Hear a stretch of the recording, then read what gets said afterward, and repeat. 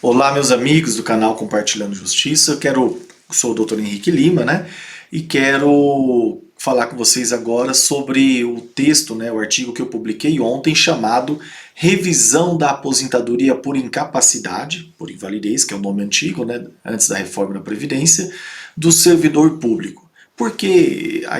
Qual a intenção deste artigo?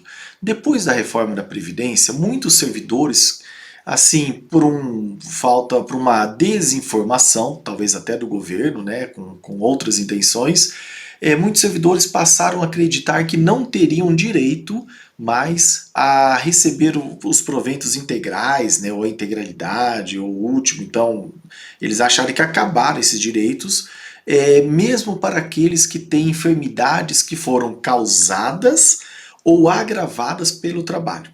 Por que existe essa confusão? Com a reforma da Previdência, houve uma chacina de um importante direito, um direito importantíssimo, que é com relação àquelas doenças graves, né? Salvo engano, 16 doenças graves que a lei elencava e que, se o servidor público, quando aposentasse por invalidez, a causa da aposentadoria fosse alguma dessas enfermidades, ele teria direito a receber o valor cheio da aposentadoria. Porém, depois da reforma da Previdência, esse direito passou a não existir, deixou de existir, né? O artigo que previa ele foi revogado, então não existe mais. Contudo, né, na emenda constitucional, salvo engano, no artigo 26, deixa eu ver se eu cito ele aqui, isso, no artigo 26, parágrafo 3º, inciso 2, permanece o direito a receber o valor integral quando a causa da invalidez foi causada, né, a causa de invalidez foi causada, a doença que gera aquela invalidez, a enfermidade, a moléstia que gera aquela invalidez, aquela incapacidade, quando ela tem como causa o trabalho, então as atribuições daquele cargo público, né, que estava sendo desempenhado pelo servidor quando estava na ativa, se aquelas atribuições causaram a invalidez, então ele tem direito a receber integralmente a sua aposentadoria, né, 100% da média, ou então quando foram agravadas. Por que eu sempre gosto de reforçar o agravado?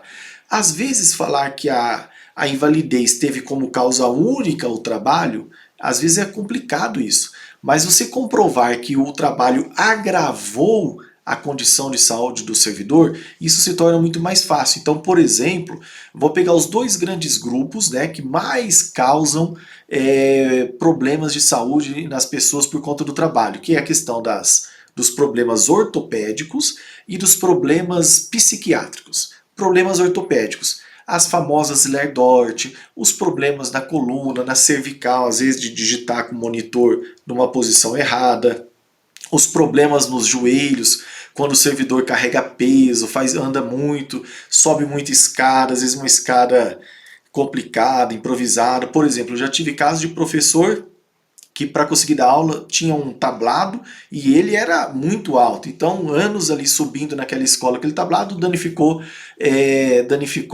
o joelho daquela professora. Ou também, já que estou falando de professor, tem aquele problema da voz, que é típico dos professores, né? Então, assim, são vários tipos de problema de saúde. Imagina aquele servidor, às vezes, da justiça, que está lá digitando o dia inteiro, alguém que trabalha em alguma secretaria e que digita muito. Então, esse acaba, às vezes, tendo aquela síndrome do túnel do carpo, às vezes uma epicondilite. Então, vários problemas ortopédicos podem ter sido causados, causa única, né, o trabalho, ou pelo menos agravado, porque às vezes o médico fala assim, mas você já tem uma certa idade, então isso é degenerativo. Tá bom, então o médico quer ir para esse lado, mas o trabalho pelo menos não agravou a situação de saúde, né, daquele servidor, então é aí que muitas vezes consegue a revisão.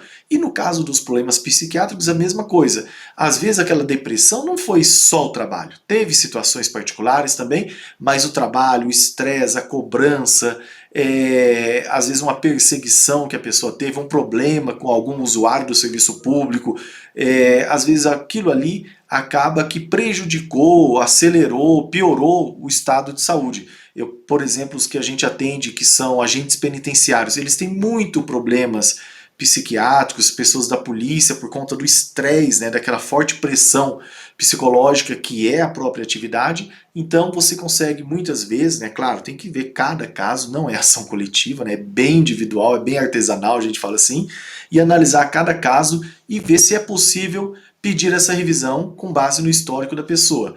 Pedindo e conseguindo provar isso, esse servidor vai ter direito, desde lá de trás, a revisar o seu benefício, que hoje como que calcula, né?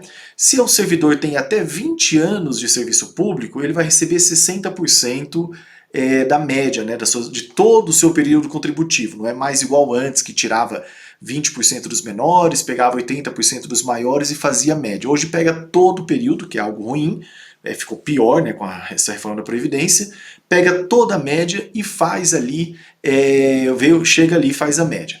Agora, qual que é a questão? Se o servidor tem, por exemplo, 26 anos, para cada ano que passa os 20 anos de contribuição, aumenta 2% no valor da aposentadoria. Então, se ele tem 26 anos, vai aumentar quanto? 12%. 6 vezes 2, 12. Então, ele vai receber 60 mais 12, 72%. Porém, às vezes aquele servidor tem o que causou a invalidez dele foi o trabalho, ou pelo menos o trabalho agravou. Então ele vai ter direito a uma revisão para receber 100% dessa média. Desde quando, doutor Henrique? Desde quando aposentou.